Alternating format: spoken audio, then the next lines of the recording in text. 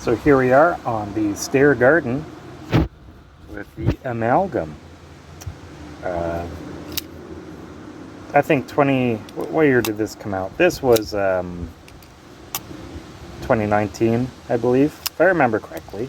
That was a great year for Spyderco. You know, the Capara, this amalgam, the Tropin, all really kick-ass designs. So you got a pretty big boy here. So this is almost a 4-inch blade. You got 3.8 inches of cutting surface with a nice ground-in choil there. This little feat of engineering always really impresses me, as the actual start of the edge lines up directly with the ricasso at the top here, and then they used up all the right amount of space from the handle triangular portion that pokes out with the ricasso to just add in that choil. And you can see they're stamped. It's CPM S30V, heat treated and sharpened by Spyderco itself. I just used this quickly in the kitchen and dismantled a few boxes with it. And the full flat grind with that thickness, it's not 1/4 inch, but let's see, what, that's 3/16.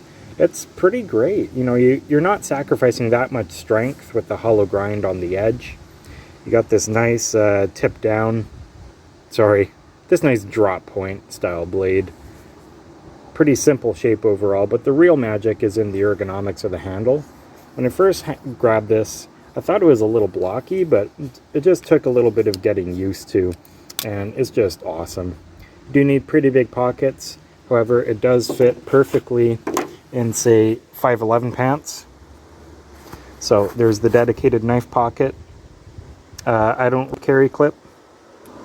Sorry about that. I find that's pretty overrated. You got this nice lanyard tube here, so you can have easier extraction. And don't forget to add on that zip tie mod, so you can wave it open.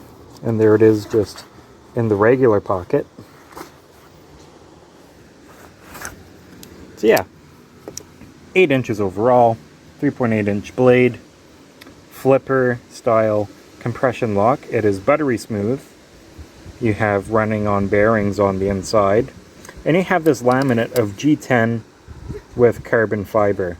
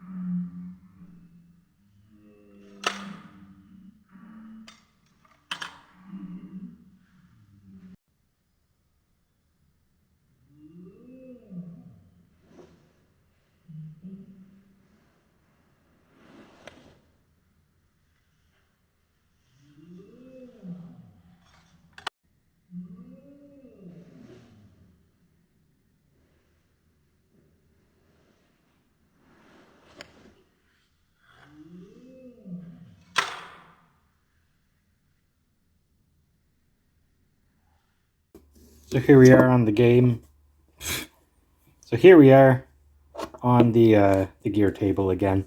So just a little comparison so you can see how big a boy this is. It's right along the lines for length of a cold steel broken skull.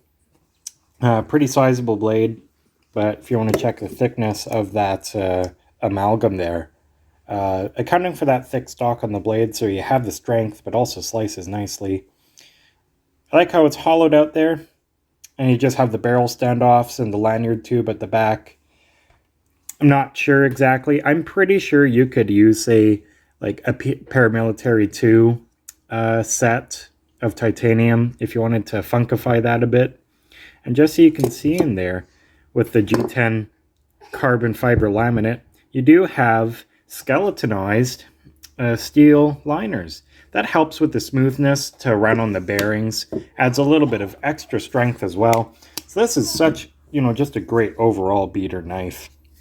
Thing with bearings is that if you're in a If you're in a field like horticulture and farming like I was, you can get those bearings clogged up over time. But just, keep blasting it out with compressed air and you'll be fine.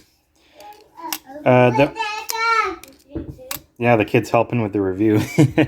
As you can see, it's, just the perfect amount of space with the choil lining up with the spider hole. So there's two main ways you open it. You just flick it with your thumb, or you can just flick the flipper tab. And now that makes closing the knife a little awkward because, you have to press on the compression lock.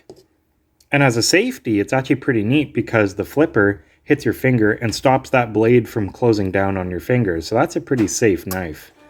And looking at how deep that handle is compared to how wide that blade is, that's a really long lifespan. Basically you would just dull it, around the spider hole and just give yourself another choil. And then over time your edge would just be, up here this way. Let's see what these blades look like in 100 years. So there's that centering. Oh yeah. For another folder, let's give it a quick comparison against the Manix 2. As you can see, it's kind of dwarfing the Manix, even though you have about a centimeter more of, I'd say, cutting edge there. And then probably like a whole inch extra of actual space on that knife. So the Manix 2, great beater, and a little bit more compressed package. And the Amalgam is just a big flopping beast. It's a great in the kitchen. It's great for slicing meat, chopping your veggies. Not as ergonomic as the Spidey Chef, of course, but you get my drift. The overall blade shape, I like how simple it is. Straight center line from handle to tip. So if you have to do any piercing, it's pretty accurate. A nice amount of flat for, detailed carving or any cutting you have to do. And a nice little bit of belly for rocking if you're gonna, do some scoring. The jimping and feel of the handle. Jimping is nice up here. It grips.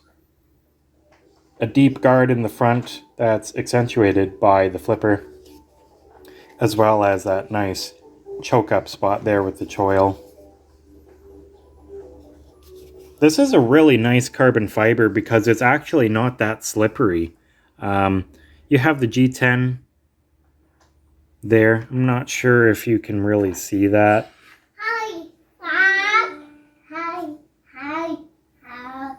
But yeah, you actually have a grippy carbon fiber. Basically, it's kind of like G10, just smoothed out a lot. But it does look quite nice. So hopefully there'll be lots of aftermarket scales in the future, like desert ironwood, things like that, burl. And then I can foresee lots of, backspacer options as well. But I like the open flow of that open back, just so that's easier to clean. Get an ear swab like that.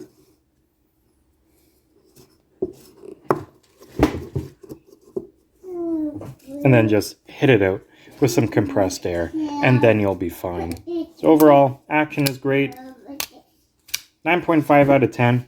For me, the handle's just a little bit on the blocky side. I'm not sure what it is. And it's not the most elegant closing knife because of that flipper design. But yeah, 9.5 out of 10.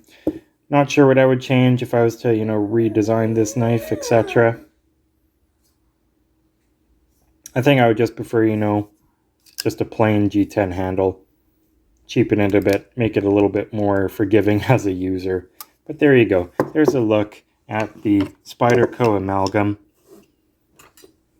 Great large EDC knife.